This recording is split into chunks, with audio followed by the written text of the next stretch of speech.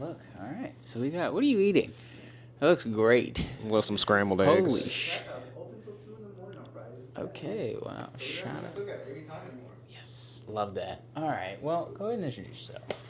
Howdy, y'all. My name is Kyle. I go by Dandy, DNDY, with those pink ass letters on Instagram. Oh yeah. How long have you been DJing now so far? Like to this day, to the letter. I mean, from the get go. Funny enough, the first time was like back in 2019. I had a coworker of mine who just kind of like showed interest that I liked music, and I was next thing you know, I was practicing on his tractor vinyl setup. He's a left-handed DJ, so everything's on the left hand, mixers on the right, and then you could flip the dummy disc, so when you're in the computer, it'll go like track down as if you're adding a new vinyl, but it was a dummy disc that read in tractor. And then that guy actually, his name is, shout out to Chris Jeffers, love you, dog. He actually got my current setup in my apartment, desk, sound system, and then showed me where to get my first board and set everything up for me. And then COVID hit, and I couldn't get any more lessons from him, so I was just like, he just left me with a couple things like Mexican key and things of that nature. And Camelot wheel was like on my wall, so I just studied for months. Yeah. And then that was 2019. Didn't get my first gig till 2021, but I wouldn't call it a gig. The first real gig was, the end of 2021 or 2022, 2021, 2021. Okay. Yeah. Nice. You got a lot of skin in the game. You're a hard worker. You've kind of been everywhere. You know a lot of people. You've earned your stripes really quickly. Can you kind of break down like how that went? Like getting lessons, getting the setup, but then unlocking that second piece of every DJ's career. It's like, okay, now I need to go out and play and meet people and like make a name for myself. So like, how'd that go? Well, I think the biggest thing was, especially in the beginning when you start feeling comfortable that you can play live, like you want to be that person on the lineup. You're gonna be reaching out. You're gonna be told a lot. You're gonna be told no a lot. So even after sending out mix after mix, and then some people being like, "It's not Latin tech house. It's not this. It's not that. Maybe we'll get to you in 3 months or whatever." You still gotta practice in between all that. Right. And I think what drove me was being pissed off not getting picked up for months. Yeah. So I'd be like going at it 2-3 hours a day, like every day, until I got that one call, and then that was the first gig. And then before you know, then it's from once a month to once every other month, and 2 a month, and then at one point I was booked every weekend. Like the summer of 2022, I was booked every weekend, like sometimes 3 or 4 gigs in a weekend. Like finish like, district or whatever, and then go to Arcadia the next day. I'm at Parallax or whatever. That's crazy. But yeah, that's how it started.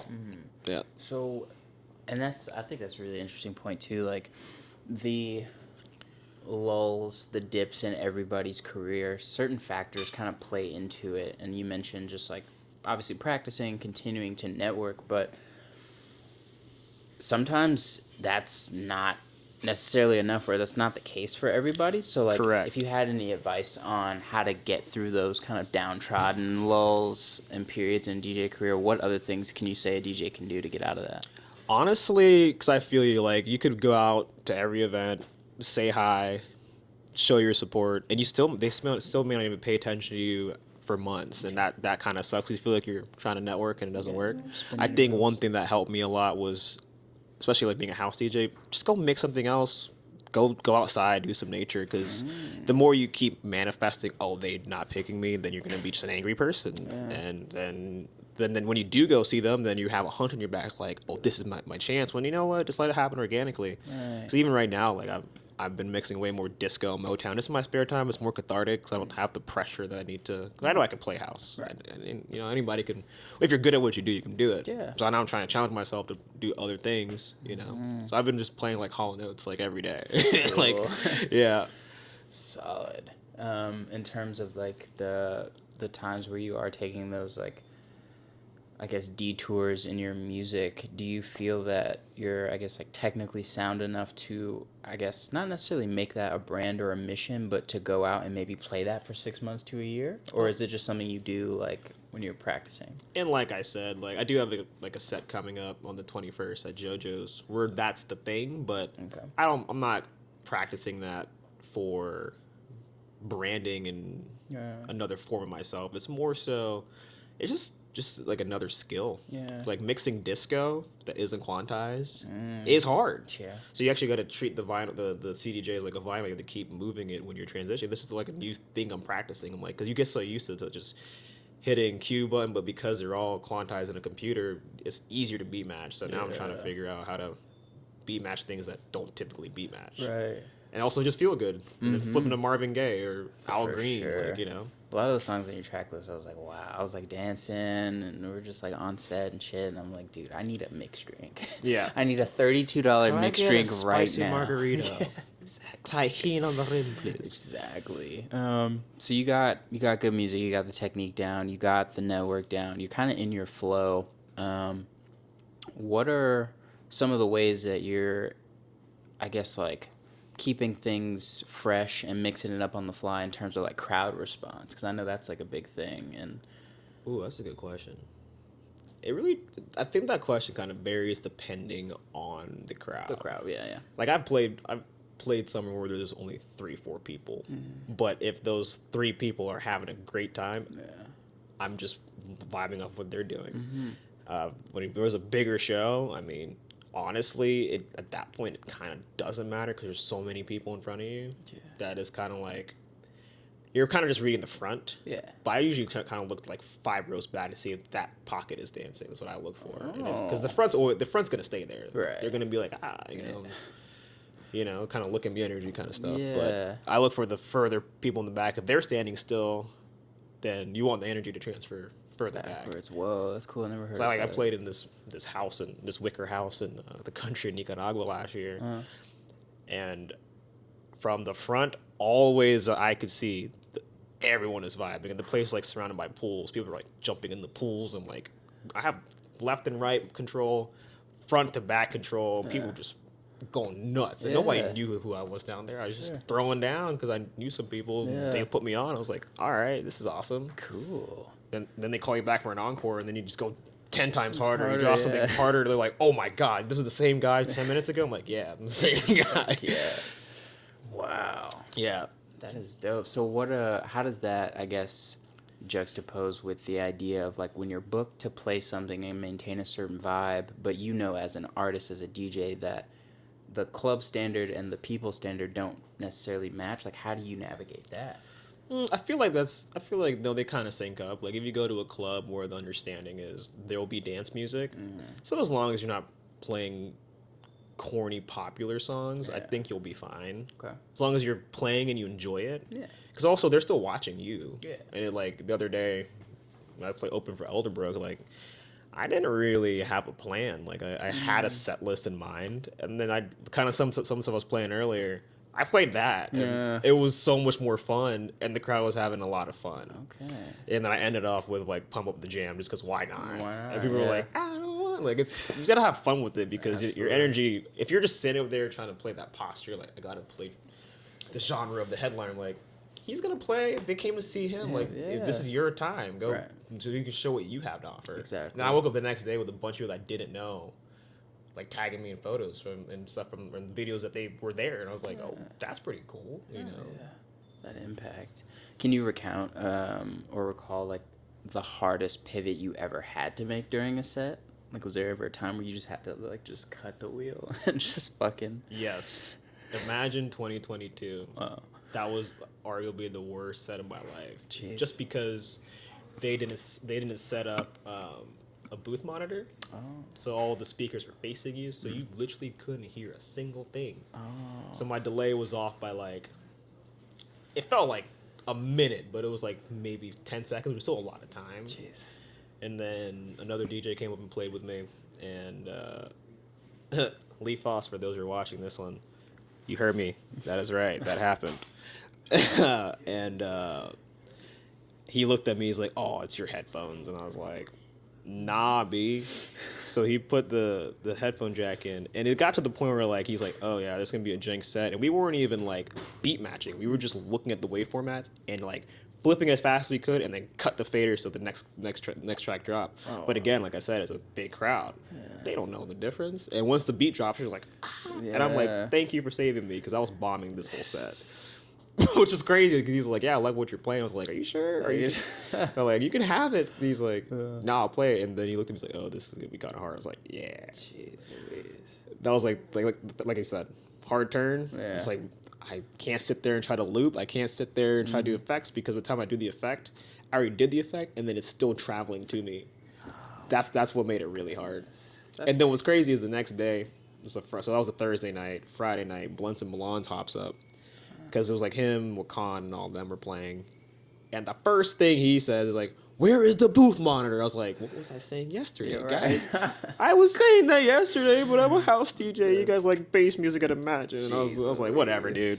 So I just got weird in the woods. Right. Sometimes you just gotta get weird in the woods. Yep. That's insane, dude. So, fuck was that?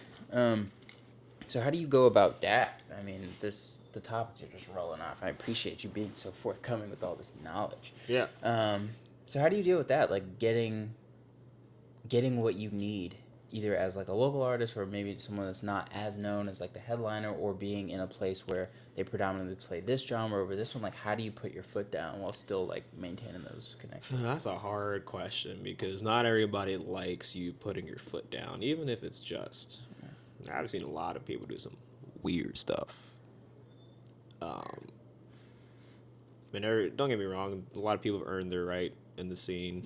Like, if I'm a house DJ trying to play for an off-genre thing, I can't really expect too much. Yeah. Just put your best foot forward. Sure.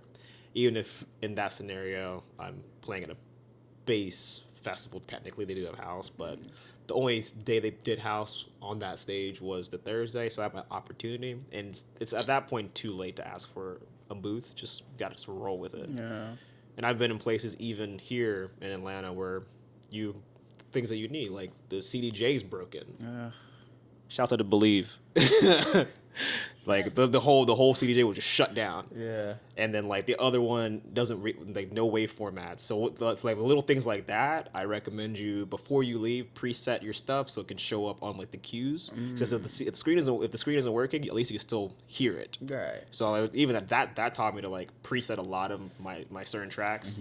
That way, if the equipment isn't working, which is something that you should have, then you can just play off of where you know you can get the next function out of the CDJ or whatever it is. Oh, okay. Yeah. Cool. Take some notes.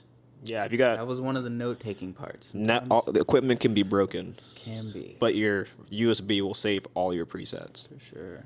On the topic of being prepared, like how today's set, fire, loved it. Can you walk us through how was it like a complete freestyle, or like how do you usually do it? That was a complete freestyle. On the drive here, the only track that I knew I wanted to start with was Breakfast Club, because it was like 11 o'clock. I was like, we're gonna eat some house for breakfast. Right. And then I think the next like 3 songs were still kind of like more minimal. And then I was like, I mean, it's still broad daylight outside. I don't know if I want to go full. And I was like, I just want to have fun now. So I got like, oh, look at me, I'm doing minimal tech house, guys. I did all that. And then I was like, I'm going to get funky with it, because, I mean, that's what I actually really like to play. I like the minimal for, like, 4 a.m. and all that kind of stuff. But I saw you dancing. I was like, yeah, we're having a good time, because I want to have a good time. I don't have to sit here and be like, yeah, I'm so underground. I'm wearing a black shirt, broken society, bro. It says, can I pet that dog on the back, dude? Like, we got to get a shot of the shirt later. That is actually a legendary shirt. Shouts out to my girlfriend. Thanks for the shirt. Nice. But in terms of, like, let's say, so, like, you're with the homies, you're just freestyling, making sure you're just doing what you want to do. Let's take it on the other side of the spectrum. Somebody just paid you, like, a eye-popping amount of money. You're like, yeah, I need this gig. How do you prepare for that set? Is it the same mentality or no? Well, one, this is definitely a hypothetical, because I've not been paid that kind of money before for a gig. But... Well, we take like one of my higher paid gigs. New Year's earlier this year, I had to go play at Joda's Beloved to ring in their Rose Light Room. I am a house DJ, but I understood I'm in the heart of Midtown. Everyone's ringing the New Year. Someone got proposed to at that event. 2 dudes. Love is love. Love is love, yo. And everyone's popping champagne, and I had to learn how to like because of course I got a XCJ. I don't take requests. Yeah. So they wanted to hear "Love on Top" by Beyonce when he proposed. I somehow figured out how to rig my board, rig the iPad through my mixer and my board so it could play out of the iPad. Whoa. So I dropped out the song, cut in the iPad to play Beyonce "Love on Top." Wow. And then cut back into like disco. That's That was nice. hard. So like in that situation, they paid me a decent amount, gave me a section for me and my friends, Yeah. gave me like the tickets were like $100, gave me like 5 free tickets and Jeez, half off Louise. tickets, 2 bottles of Moet. I was like, okay, I got a lot to do. So Yeah. I actually literally created a whole different file for that Yeah. to like separate all my house music. It's like I can't be playing music. I'll get fired. Oh my goodness. And luckily after that, they booked me like 4 more times after that. Actually, Nice. that's where I'm playing on the 21st, if I never said it already. Shout out. That is And that's going to be all 70s, 80s, Motown, and disco. okay. Yeah. Hell yeah. So yeah, in that scenario, you You gotta make a shake. better prepare because Yeah. that was also like a 3-hour set. It was like 10 to 1. Mm-hmm. And then, so it was basically 10. And then also the staff was coming to the booth to tell me like they had like sparklers and stuff. So I also had to like time when I had to stop the music, ball drops, Moet's flying. It was like, Jesus Christ. It was- Yeah. And then we went to Alley Cat party after that because I needed to dance. So Oh, yeah, no, for sure. You gotta take care of you sometimes, dude. That's nuts. yeah. Wow. So how do you like find time to like learn all of the things that you need to be not only just like the vibe master, but also be technically sound enough to get paid by bigger venues and be able to pull stuff off at a proposal on New Year's Eve? Like, how much time are you spending during your day, like practicing and working and stuff like that? Like, what's your day to day like? Well, now it's not as frequent. Still mix about for technicalities, like technique. Yeah. Still like at least an hour and a half, 2 hours, 3 times a week. Okay. You know, when I get up is usually when I do it. Get up around Nice. 11, 12, mix from 12 to 2, and then get ready to go to for work. What do you do for work? Restaurants. That's Nice. how I pay my bills. Hell yeah. For now. For now. All the restaurants I'm seeing this like, just take some notes out. Where is he at? I don't Yeah. know where I'm at. Where am I right now? Feel it. What type of restaurant like is it? Steakhouse. Was in fine dining Italian, but that didn't work out. Fuck it. Was at that place for too long. It happens. I feel that. I Yeah. feel that. Do you think is there any like similarities or like disconnects that helps or like doesn't help you being a DJ and working in the dining industry? Oh, Like, well, that's how it started. That's how I found the person that taught me, because he basically broke it down like in service. It's like just like when you DJ or anything, especially DJing, I would say is very similar because you have to like prioritize what's important. So for me, greeting a table in under 60 seconds is a priority.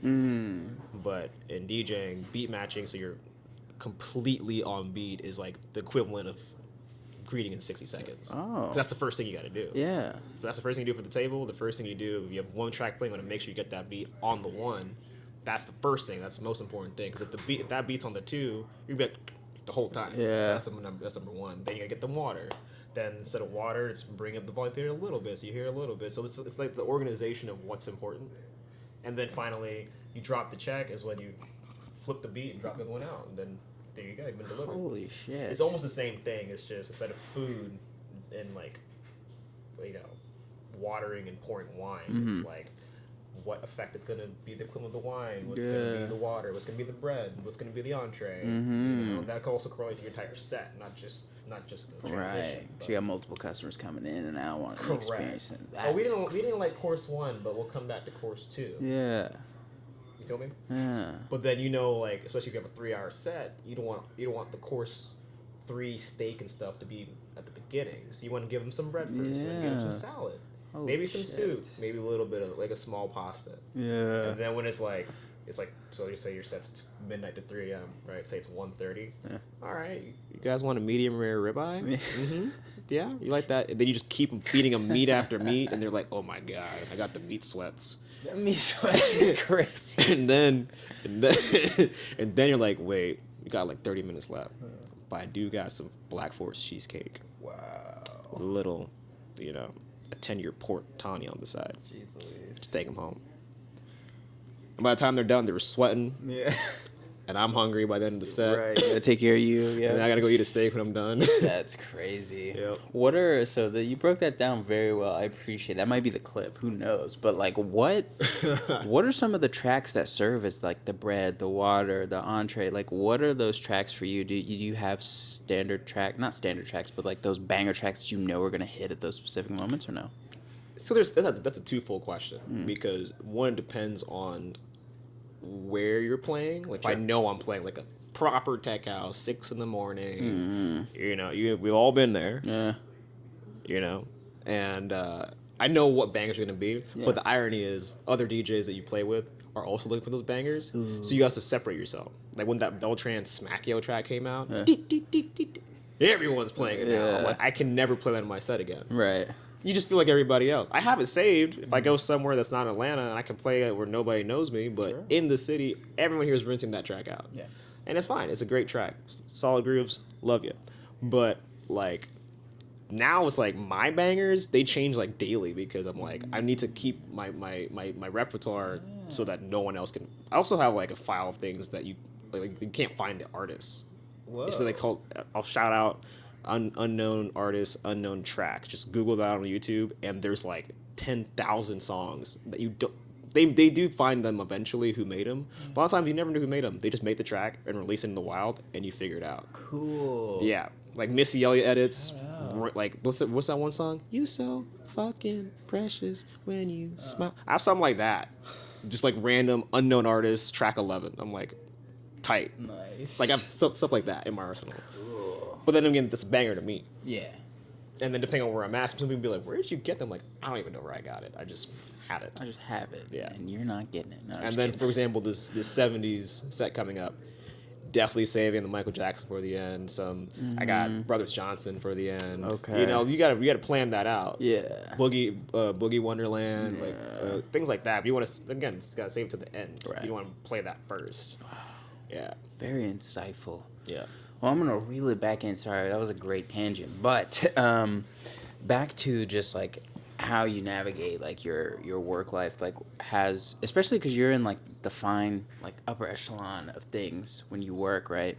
Has that helped you with like networking, or I won't even say posturing, but just like being able to speak the language? Because DJing, music, like people can get together organically, but like everybody's young, they're in their 20s, everybody's killing it, making money. Like there's a certain language, there's a certain code of this kind of EDM kind of sphere, especially since it's become so popular and more like mainstream. You got a lot of mixes of demographics, of tax brackets, and so I was wondering if that like being around that every day and learning how to do that kind of helped you in a more professional sense, like being able to talk to people, like and get what you want. No, I mean, yeah, that does kind of help. I mean, working in fine dining, I have served people like Arthur Blank and things like that. But I think just naturally, like my background is like I was almost a professional athlete. So like I played D1 soccer. Holy lived in Europe. shit. I lived in other countries and like had to speak Romanian when I was 19. So like talking to people and like getting to know your way around a foreign land, so I can navigate myself from Bucharest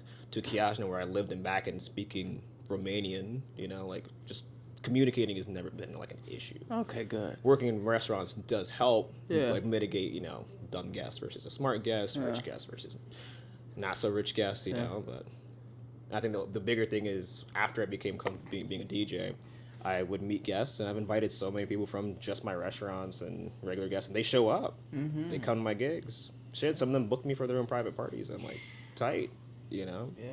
Even right now, I already have some people from my current new job supposedly come to my gig. So, Yeah. but I think just talking to people in general always had to be in environments where like you needed to know how to communicate, Right. Especially if you're in England for 6 months. Yeah. I could talk like this too. Yeah, I Yeah. could go back and forth, but Cool. But That's dope. So wait, what position did you play in soccer? I was Football. a wingback. Whoa. Football, man. Yeah. It's called football. This is America's called soccer. You got socks on, but in football is actually foot. Trainers. Trainers, runners, Beans, toast. big things, bro. In it. Stop Peak. you up, mate. Okay, sorry. All right. I All went too right. far. All right, tangents. No, that's dope. Do you think like the discipline, like, because it takes a lot to do that, especially at a really high level, and like I feel like however you started before you really started getting into the music thing, like, will correspond. You'll see certain traits in different people depending on where they came from. Do you think that discipline like helps you to where you're at now, or is the music such a love that you're just like in it? Well, I've always loved music, Mm. and I also played the drums when I was younger first, before I started doing soccer. Oh, wow. So like the discipline that I have and have had when I started, like the 2 or 3 hours a day. Like when I was a kid playing soccer, I used to run in the morning before school, go to school, and then train. Holy shit. Sometimes my dad would have me in the garage after school to do, agility work with my feet, and that's how I jumped from nowhere to like top 100 in the country. Like I was ranked when I was 19 or 16. Wow. I had like Yale calling my house and stuff like that. So like that tenacity I applied to here. And I was the same person when I was a kid. Like if I saw a dumb coach, I would grill him like, bro, you have this player here, this player here. Yeah. You're trying to put me on the bench. But when I'm on the field, we win more. So what are you talking about? That's crazy. And then one coach would be like, I feel like you don't respect me. I'm like, no, I don't respect you. These kids' parents got money and they put them on the field. Yeah. My parents got no money and I'm training every day before I come to practice and then running around them. So we're not the same. I'm sorry.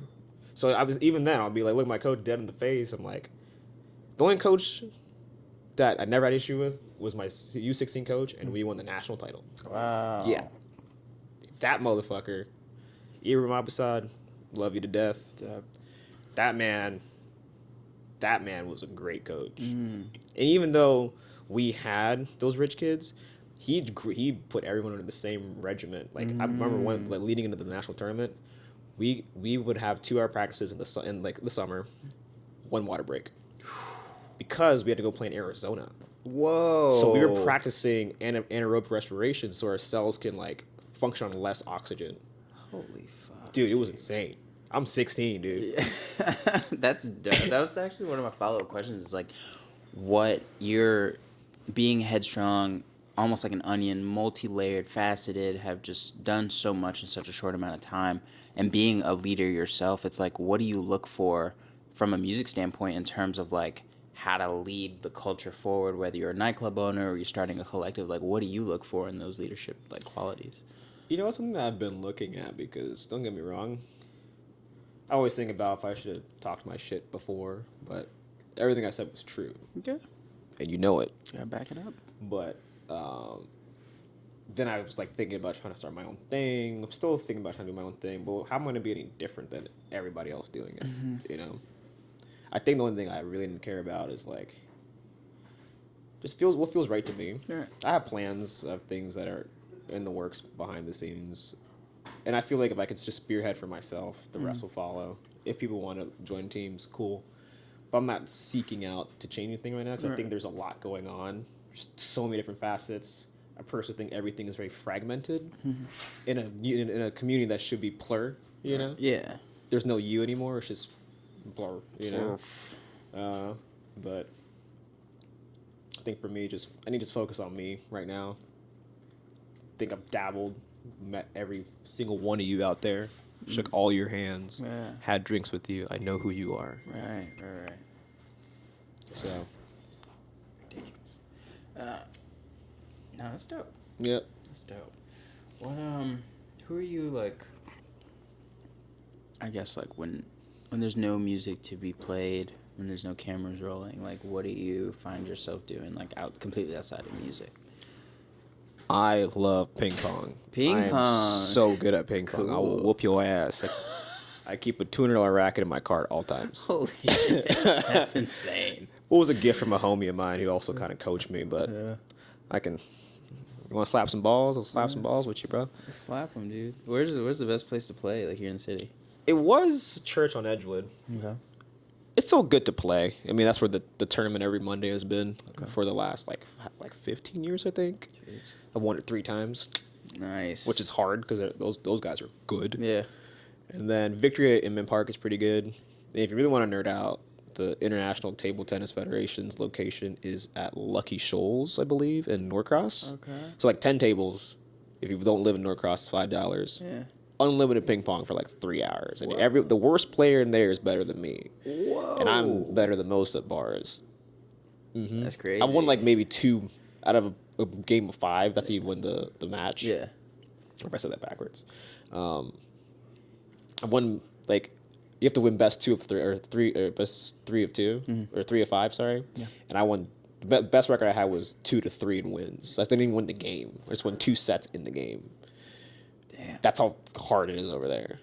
It's like a 9-year-old child. Her mom was on the Chinese national team. I knew it. Sorry. Yo, No, I didn't mean to say it no, like that. it's, but it's I not. fucking It's knew it. not. It's not what it looks like, but it is true. Like this girl would come up. I've seen like some of the better players. We went as a group, and she'll come up to you and be like, 3 hits, 1, 2, 3, catch the ball, be like, you're not good, and walks away. She beats all the grown men coaching there.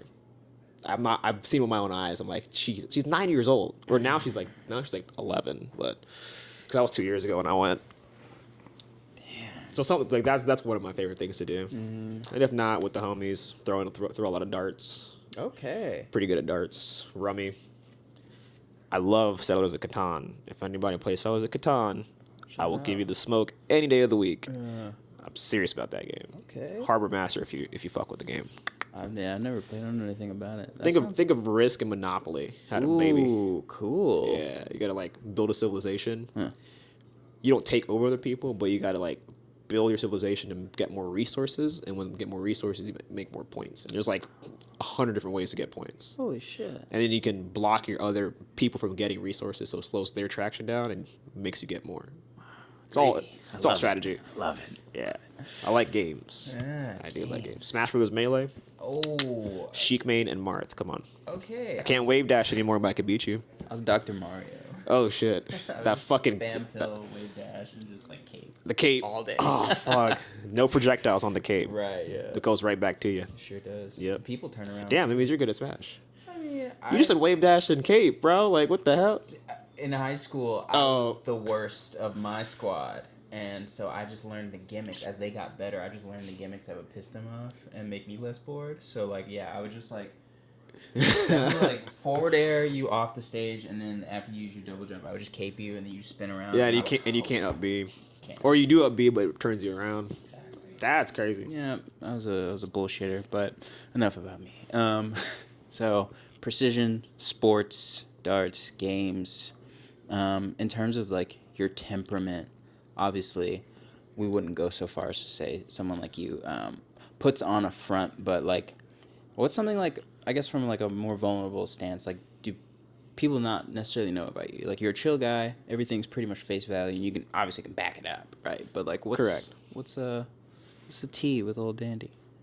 Well, I don't really know how to answer that question. What's vulnerable about me? Yeah, like what I feel like I do everything in my power not to be vulnerable. I feel that.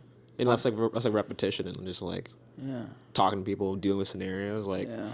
can't really say there's a bunch of crazy things anyone can really say about me out there that I could think of. That's good. You know, That's good. Survivalist. and I keep to myself for the most part. Yeah. Except for when I go on my rants on Instagram, but they're not rants. You're allowed. That's what social media is for. It is. Sharing what you think, but if you don't like it, that's cool too. Yeah. Now, how is that? I think you're probably one of the more outspoken people that we've kind of had on the program, and so like, how does that affect your dealings? Say that again.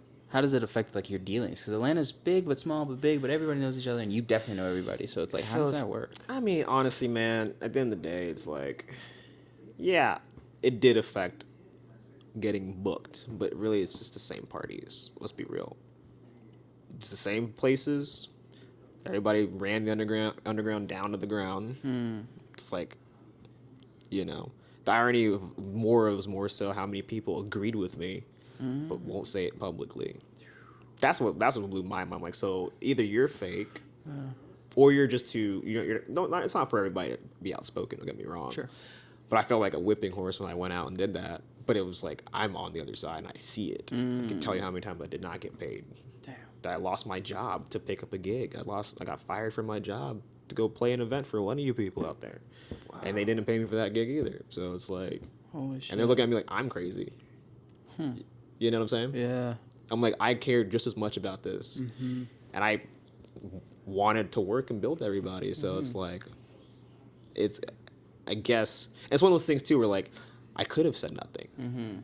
But I'd be like everybody else. Yeah. Everybody's just dealing with it internally. Like, oh, this kind of sucks a little bit. There's some people that I know that don't drink, and that's all they're offered is drink tickets to go to go play. I'm like, what the fuck, bro? Like, everybody wants to be. I usually don't even drink behind when I first start playing. I'm usually sober, and then by the end of the set, I might have a drink or two, and then I go home. Nice, good for you. That's Yeah, there's smart. no point in staying there and getting trashed, especially if you got to drive home. Like, Yeah, don't do that. Never, please. That's nuts. Yeah. So, like, I guess a follow-up question, and I don't bring up this person to compare or anything, but I think it's really interesting at any level how you can be kind of outspoken, hated, loved, whatever, but like almost like I guess like Kanye West. Like no, seriously, because like he found a way to like weave in and out of the controversy to make it work for his artistic benefit, and I think that's something that like at any level could work. And I just wanted to ask, like, do you think that you able to kind of do that? Because it's like, well, I would say it's not really controversies. Yeah. It's just more so what it did was alienate myself from certain collectives. So have you, they're still having, some of them are no longer playing shows, so you know who you are. okay, Some of you are taking full control of your discipline, but you also didn't pay people in the process. So it's like, there's only so much I should say because I could say as much as I want, but then you'd look like the guy that's complaining. But it'd be one thing, like I was saying earlier, is like if I was on the scene for 2 months and going on a rant, that's one thing. If I played 50 shows in 1 year and knocked out a festival, that's another thing. But everyone called me crazy and everybody called me cocky. True story.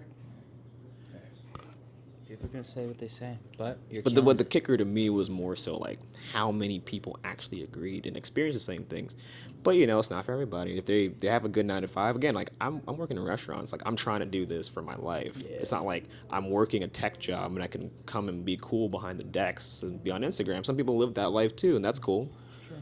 Sure. Like I'm actually really, I have no money. I didn't know anybody in the scene when I started. I was never really in their cliques and collectives. I just practiced my ass off and played every set I needed to play. And then when they started looking at me like I'm crazy because he's saying too much, I'm like, but wasn't my output just as high as everybody else that you had? I can tell you numbers of crowds that I played in front of, the size. Jeez. It's all on my Instagram. Like, you can see everything that I've done. Sure. So it's like a weird duality of like it's like they want to keep you silent or they try to make you irrelevant.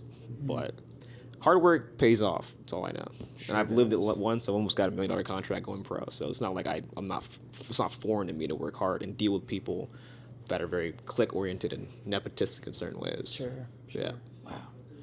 So I guess on the flip side of the many, many names, faces, entities, people, personnel, demographics, geography that are kind of against you, do you have any just like close to home, warm shout outs, people and places that have kind of like stuck with you through all of this? It's time to fire 'em off. Number one, my girlfriend Lindsay Tennant. Shout out. She's been there since day one. She saw me when I was quit the first time when they did me wrong on my birthday on my first ever gig. Jeez. Atabil, Dominic, love you to death. I think you guys had him here. Yeah. He's been there since day one. So fucking good, dude. We'd have a lot of deep conversations. Clinton, Debonair, also one of my day ones. He's been to almost every one of my sets without even me inviting him, which is always great. Luis Campos has been there since day one. Hope your baby girl's pretty good. Who else is out there? Gunner. Love you, dog. Love all you and the fam. All the G's. Who else is out there? I think I'm going to keep it there for now. Love that. Games. You play games? That sounded like a gamer scream. Do you play anything like video games? Nah, I No? stopped playing the video games. I just okay. go through rabbit holes on Instagram and music pretty much. feel it. Or I'm out playing ping pong. For sure. Is there anything you wanted to put in the air for people that don't know you yet? Businesses or venues or festivals that don't know you yet? Do you want to where you want to play at? Where you want? Where do I want to play? Yeah, I mean the world is going on YouTube in front of all our billions of watchers. So. If and once producing gets finished and wrapped up, got some fun stuff that I have up in here that needs to come out. Definitely that fucking festival in Italy, Kappa Future. Oh, Have you heard of it? no.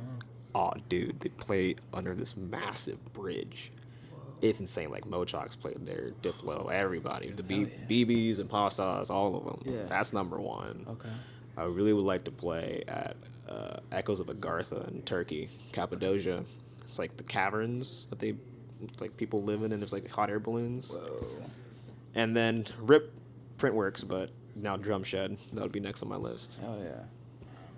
Well, it's never a bad thing to put it out in the air for sure, because the internet is.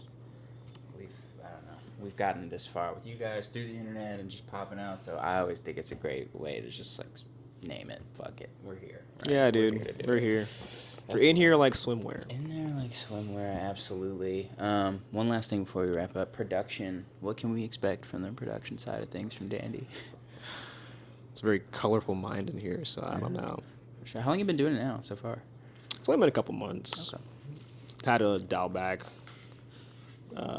Need a new computer. Was in between jobs this last month, so. But that's kind of like settling back down, so should be ramping back up and finishing my lessons per se. So I know to make it sound professional. Right now it sounds like boop boom beat music with a couple of vocals on it. That's all you need sometimes. That's how it starts, and then the next thing you know, if it goes well, send to the right label, and you're Off gone. to it for sure. Well, we appreciate your time. I'm gonna have you sign this giant key. I'm also gonna ask you a few more questions because, like I said before, no shade, no disrespect, but you are an onion. I am an Many layers, many layers. What's your favorite color? Don't really have one. I like them all. All right. Oh wait. So what do I do with the key? Oh, you just sign it. It's all dry erase, and just this is a way to commemorate your time and all your efforts, and just kind of stamp the moment. We appreciate you and dropping these hot tracks and just doing what you do the best. This guy's a jokester, dude. No fucking way. Oi, man. Yeah, anything else you want the people to know? You can say anything as long as it's in the YouTube community guidelines. Community guidelines. I don't got much, y'all. You know who I am, and take that with a grain of salt. You just know I'm not gonna go anywhere. Nice. You know that, right? I'm gonna be here. Damn. You know that, right? It's always funny talking to people, and they know, and Like, you know they know, and you're just You like, know, and you've seen everything. Stay. You know. You know. Jeez. I know. I was there. What are you talking about, dude? I was there. Anyways, Hey, I can go on for days. But we should start a podcast called Dandy Days. Oh, He's God. just ripping motherfuckers. I would have a field day. We'll set it up. Oh God. I'm kidding. We won't put our name on it. We love the drama behind the scenes. No, I'm kidding. Peace, love, unity, Dandy. Thanks, Mom. Everything. For Love giving it. birth to me. Yes. Thank you. Bye.